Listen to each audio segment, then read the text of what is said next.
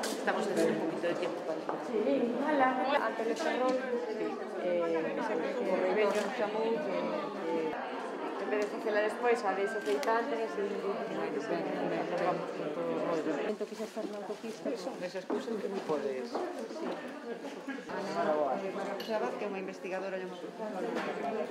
Bueno, ya no tempo. Sí, a verdade é que sí. Entonces, calquer episodio de...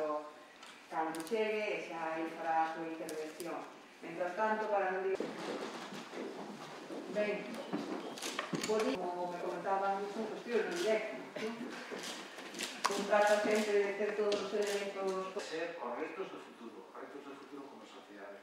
Por tanto, aí é importante que traballemos a economía circular e unha economía sostible. Esas son palabras desde o punto de vista de desenvolvemento social e de desenvolvemento de sectores económicos que ter en conta que todos os sectores sociales e sobre todo os máis desfavorecidos tamén teñen que ser as consellerías e a universidade, nomeadamente no campus de Ferrol, colaboremos precisamente para todo o que respecta ao ámbito das discapacidades e da mellora de vida.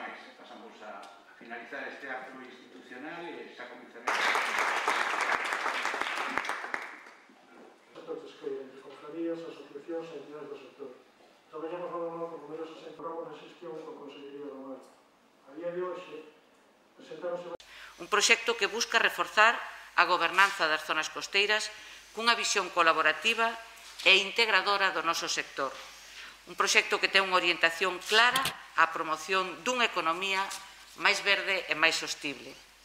A acción que hoxe se presenta artellas a través dunha metodoloxía que permitirá pôr en valor o aproveitamento dos residuos plásticos mariños recollidos polas cofradías en cada unha das súas zonas e no seu quefacer diario.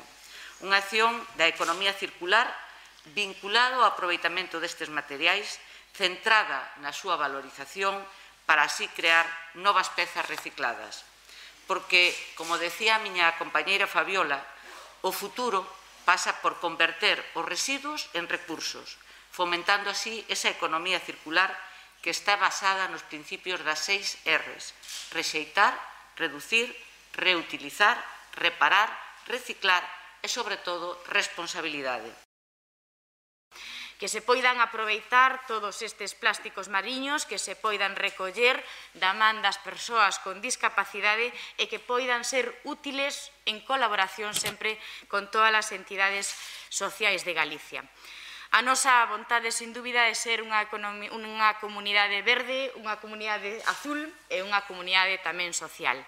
E aquí se conflúen estas perspectivas dende o convencemento de que todas as persoas, independientemente da capacidade que teñamos, podamos achegar o noso pequeniño grande área a ese mundo que é solidario e que tamén é sostible.